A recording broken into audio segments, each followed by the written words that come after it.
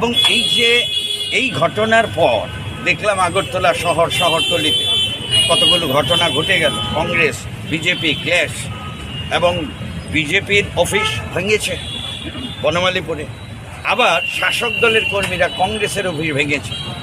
আমরা কোনোটাকেই সমর্থন করি, দুটোই নিন্দনীয়, দুটাকেই আমরা নিন্দা করি।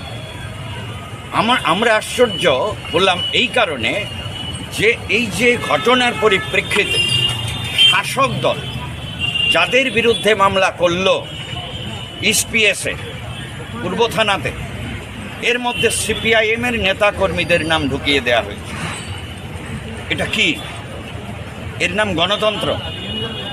কংগ্রেসের সভা বানচাল হলো, কংগ্রেসের নেতারা মার খেলো, আপনাদের সঙ্গে ক্লেশ হলো, এগুলো সাংবাদিক বন্ধুরা জানেন, ত্রিপুরা রাজ্যের মানুষ দেখেছেন। কংগ্রেস ভবনে আক্রমণ হলো, আবার বিজেপির অফিসও আক্রান্ত হয়েছে, নিন্দনীয়।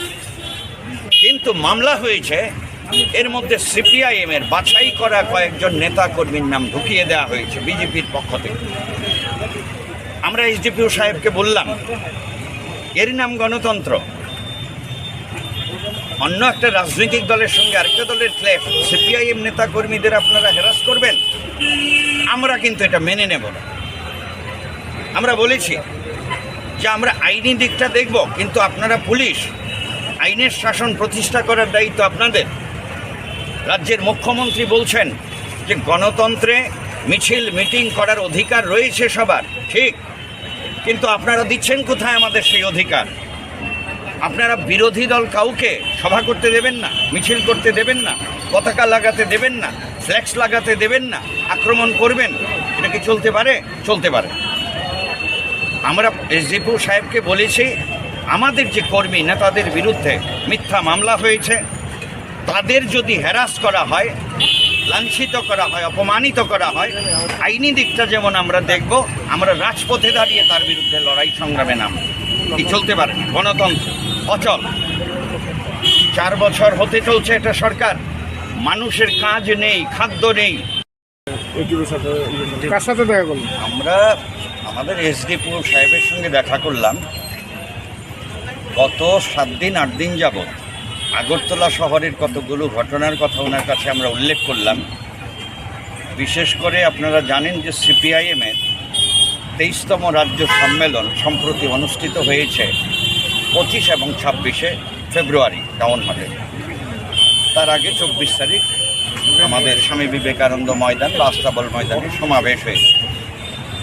তো স্বাভাবিকভাবেই সিপিআইএম আমরা এই সম্মেলনকে কেন্দ্র করে আগরতলার বিভিন্ন প্রান্তে আমাদের পার্টি কর্মীরা চাঁদা তুলে পতাকা ফ্ল্যাক্স দিয়ে আগরতলা শহর সাজিয়েছে।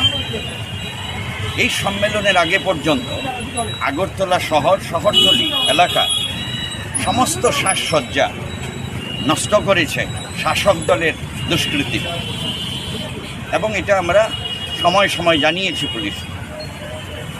24 তারিখ জনসভার আগের দিন রাতের বেলা বিজেপির বাইক বাহিনী শ্যামলীবাজার এলাকায় গিয়ে আমাদের সিপিআইএমের নেতা বিটন দাসের বাড়িতে আক্রমণ করে, তাকে শারীরিকভাবে আক্রমণ করে, তার বড় ভাইয়ের স্ত্রীকে আক্রমণ করে।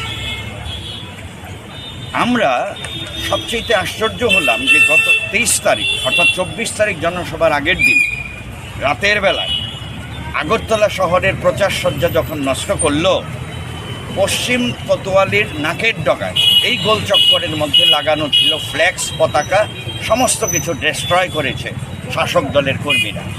এটা কি করে সম্ভব?